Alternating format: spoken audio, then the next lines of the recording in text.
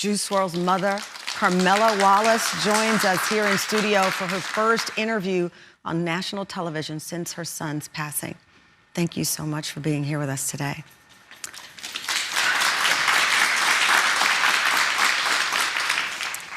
Carmela, December 8th marked that 2-year anniversary of your baby's death. He would have been 23. Yeah. Is it hard not to think of where he would be, what he would be doing? Absolutely. You know, as a mom, you can't help it. You know, you can't help but wonder, you know, where his career would be, you know, where his life would be at this point. In my head, I would say, you know, he wouldn't be struggling anymore with drugs. You know, he would have conquered that and just living his best life. So, yeah, I have that picture in my head. Yeah. You know, since you said my picture in my head, because his music talks about how he pictured his life in his own head. And before I came down, I'm starting the show already emotional because I was listening to his music, and we're not the generation he was speaking to.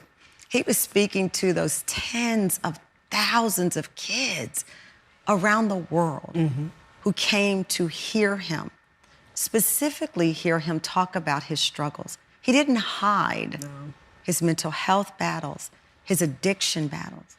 What made him so willing to share that? And why did it connect, you think, in such a way?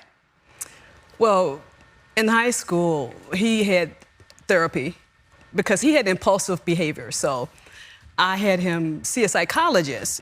So he was used to communicating and really getting in touch with his feelings. What were you seeing at age 15? This documentary is absolutely brilliant. If you have a child, some person in your young person in your life, you should really watch it because he does tap into the young people and the struggles they're experiencing today. But back then, when he was 15, this kid in Chicago's suburbs, what were you seeing that concerned you as a mom?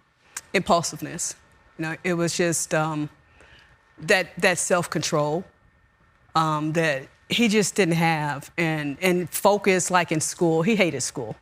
Very, very smart, but he didn't like the idea of school. So it was always a struggle with him in school, and you know, skipping school, skipping classes. So I always had to have a plan for him. And then he found music at 19 or about 19. He released a song on SoundCloud, and he really is credited with making this way of putting your own music out explode. So he becomes a meteoric star at 19. In your mind,